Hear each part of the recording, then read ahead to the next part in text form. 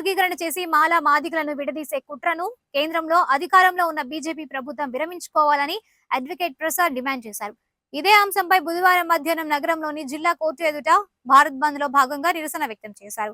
ఈ సందర్భంగా మీడియాతో అడ్వకేట్ ప్రసాద్ మాట్లాడుతూ అన్నదమ్ములుగా ఉంటున్న మాలా మాదిగలను విడదీసే ప్రయత్నం జరుగుతోందన్నారు. తక్షణమే సుప్రీంకోర్టు ఇచ్చిన వర్గీకరణ తీర్పును వెనక్కి తీసుకోవాలని డిమాండ్ చేశారు. ఈ కార్యక్రమంలో పలువురు దళిత న్యాయవాదులు పాల్గొన్నారు.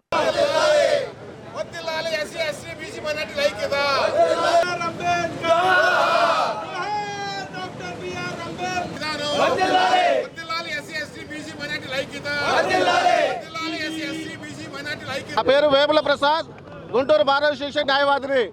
ఈరోజు భారతదేశ వ్యాప్తంగా జరుగుతున్నటువంటి భారత బంద్కు మా గుంటూరు బార్ అసోసియేషన్ తరపున మేము పూర్తి సంఘీభావం తెలియజేస్తా ఉన్నాం.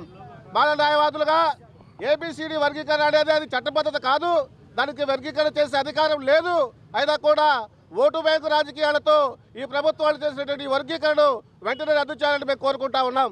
అదే మాదిరిగా గత కొన్ని ప్రభుత్వాలు కానివ్వండి, 2004లో ఉన్నటువంటి సుప్రీంకోర్టు ఆర్డర్ ఏదైతే 3 బెంచ్ కమిటీ అది వర్గీకరణ చెల్లదు, వర్గీకరణ ఏ రాష్ట్రంలో లేదు, ఒక ఆంధ్రప్రదేశ్లో మాత్రం ఎలా అమలవుతుందని చెప్పేసి ఆ 2004లో కొట్టేసినటువంటి ఆ ఆర్డర్ను మళ్ళా 2024లో 20 సంవత్సరాల తర్వాత తెర మీదకు తీసుకొచ్చి అనూహ్యంగా ఓటు బ్యాంకు రాజకీయాలు చేసేటువంటి ప్రభుత్వాన్ని మరి మేము వ్యతిరేకిస్తూ ఉన్నాం.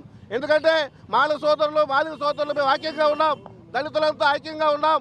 మాకున్నటువంటి 15% రిజర్వేషన్ మేము అనుభవిస్తూ ఉన్నాం. కానీ ఇక్కడ ఏదో జరిగిపోయింది. ఒక వర్గం వారు ఒక పార్టీ కొమ్ము కాస్తూ ఉన్నారు, ఇంకొక వర్గం వారు ఇంకొక పార్టీ కొమ్ము కాస్తూ ఉన్నారని దురభిప్రాయం కలిగి అన్నదమ్ములా ఉన్నటువంటి మమ్మల్ని విడదీయడానికి ప్రయత్నం చేసింది ఈ ఉన్నటువంటి ప్రభుత్వం. మేము ఒకటే కోరుతా ఉన్నాం, భారతదేశం రాష్ట్రాలు 29 రాష్ట్రాల్లో ఎక్కడా లేదు ఈ రిజర్వేషన్ అమలు, ఎక్కడా లేదు.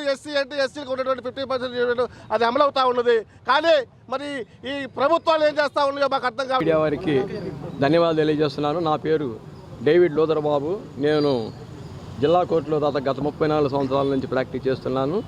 మరి ఏదైతే గత ఈ నెలలో ఆగస్టు 1వ తారీఖున ఎస్సీ వర్గీకరణ గురించి సుప్రీంకోర్టు 7 మెంబర్ బెంచ్ ఇచ్చిన తీర్పు చాలా విచారకరం. ఎందుకంటే ఇది అసలు కాన్స్టిట్యూషన్ సంబంధించిన విషయం. పార్లమెంట్లో బిల్లు చేసి 2/3 మెజారిటీ ఉంటేనే ఇది పాస్ అవుతుంది. కానీ ఇది దొడ్డిదావున చేశారు. కాబట్టి దీన్ని మేము మాలలందరం వ్యతిరేకిస్తున్నాము. దీనికి ఆల్రెడీ అప్పీల్స్ అవి పెండింగ్లో ఉన్నాయి ప్రస్తుతం. కాబట్టి ఏ రాష్ట్ర ప్రభుత్వాలు కూడా తొందరపడి వీటి మీద నిర్ణయం తీసుకోవద్దని మేము మాల న్యాయవాదుల తరఫున మేము విజ్ఞప్తి చేస్తున్నాం. అదేవిధంగా కేవలం ఓటు బ్యాంక్ రాజకీయాల కోసమే మాలా మాదిగలను వాడుకోవటం, ఎన్నికలప్పుడు వాగ్దానాలు ఇవ్వటం, ఇట్లాంటి తప్పుడు ప్రచారాలతో ఇప్పుడు వంచన గురవుతున్న మాలా మాదిగలు మరి ఈ మోసాన్ని గమనించి మాతో సమానంగా మాతో ఐక్యతగా ఉంటే ప్రస్తుతం ఉన్న 14%ని ఇంకా పెంచుకోవడానికి ప్రయత్నం చేయాలి. కానీ ఉండాదాన్ని వర్గీకరించడం వల్ల మనమే లాస్ పడతామని సభాముఖంగా తెలియజేస్తున్నాను. వచ్చిన మీడియా మిత్రులందరికీ ధన్యవాదాలు తెలుపు. భారత